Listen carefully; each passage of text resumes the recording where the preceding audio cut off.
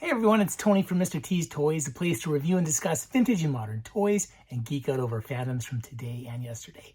And today, I'm geeking out over this. It's the Mandalorian from the Star Wars Epic Hero series. Let's open them up and take a look. Okay, well, I decided to pick up another Epic Hero series, and I thought since in my last video, I got Moff Gideon here. I thought, well, I need the Mandalorian as well. Even though I've got a couple of retro collection Mandalorians here, I thought that I should try this one out here. It does look considerably different, so I want to compare it.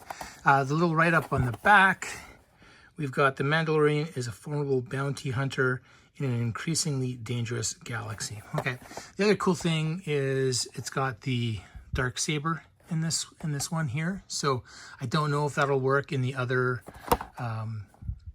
retro collection figures, but I thought it'd be cool to have one regardless. So anyways, so we'll open this up. I did a previous video that what got me into these Epic Hero series was the Scout Trooper and Speeder Bike. I did a previous review on that, and actually I still have it here.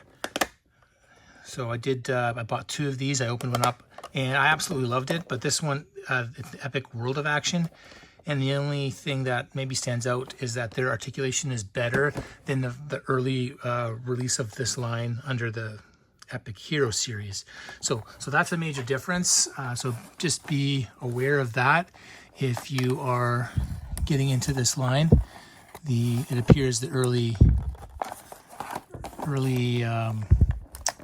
waves here do not have articulation like the later wave. So 7 points versus I think 9 or 11 even. All right, so let's get this opened up.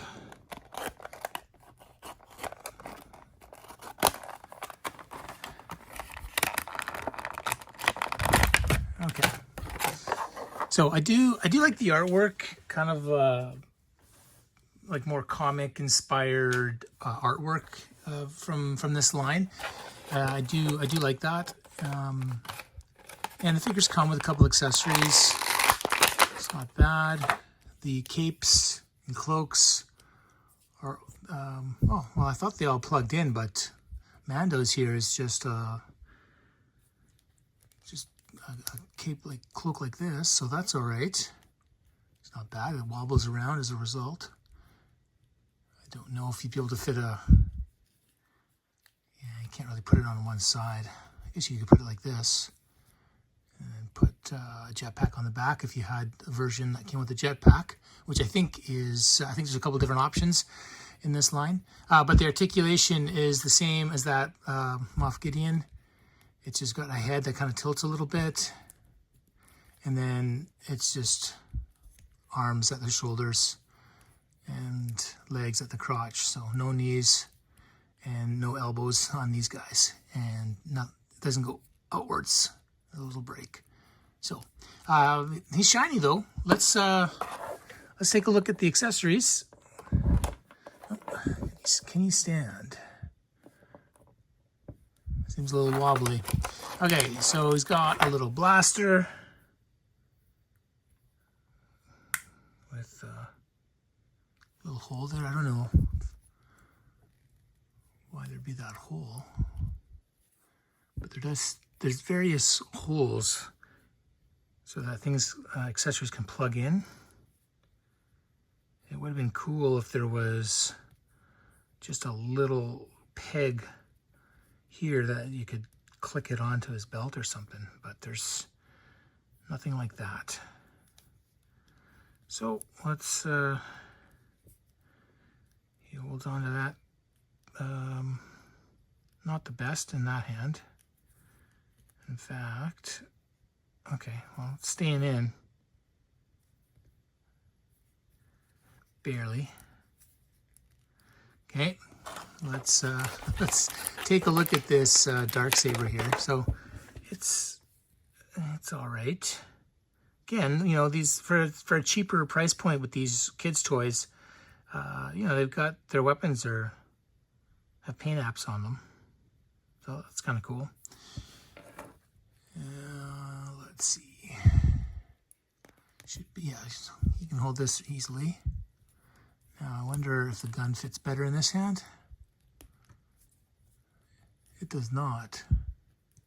Oh, it does. Okay, so it looks like his right hand is the only one that's really good for holding. And this, well, you know what? If it's in the right position, actually, it's quite firm. Okay, there we go. I was down too far. So the hands are good. They're, you know, they're a little bit softer, gummier, so that they, you know, I don't fear that they're going to break. Okay, well, that's cool. So let's compare the two. So this is the first retro series version before his armor got all Beskar. And you can see, you know, this is a 3 3/4. This is a 4-inch figure. It is slightly taller. Same character, slightly taller. So now to compare, you know, a season 2 to season 2. So I think for me, the retro collection I prefer, hands down. This has a cheaper, you know, there's less paint app on it. It just doesn't, it's just not as good as this more Kenner style. I have a preference for these anyways, but I still wanted to pick this up. I'm trying to give this this line a chance to impress me. I've got some Stormtroopers I have left to open up, and I've got a few more that I've ordered, just some of the newer ones, just to see if it was a one-off with the speeder bike guy having all that articulation. So far, the Moff Gideon and the Mandalorian, you know, they're the same height, same articulation. This one's cool. Definitely prefer Moff Gideon to this release of the Mandalorian. But this Darksaber is kind of nice. Definitely has a better, that's a pretty cool accessory. There's also a Bo-Katan that comes with the Darksaber as well. So there's 2 ways to get a Darksaber. And there's a lot of Mandalorian releases. One that comes with a speeder bike, one that comes with something else. Oh, it comes with the Starfighter, his new Starfighter, and Grogu. So there's a couple different ways to get the Mandalorian. I just wanted a basic one to compare with my other figures. So if it boiled down to I could only have one, I would definitely pick the Retro Collection over the Epic Hero Series. But they don't have this Moff Gideon, this version, in the Retro Collection, at least not to my knowledge. So glad I picked that one up. This one here, I mean, he's okay, has a saber, but not a must-have for me, in my opinion. But we'll see. I've got more of these figures ordered, and I will bring more videos your way and my thoughts on them. I hope you enjoyed this video, and if you did and you'd like to stay up to date with new content and help the channel grow, please like and subscribe. And if you already are subscribing, thank you so much.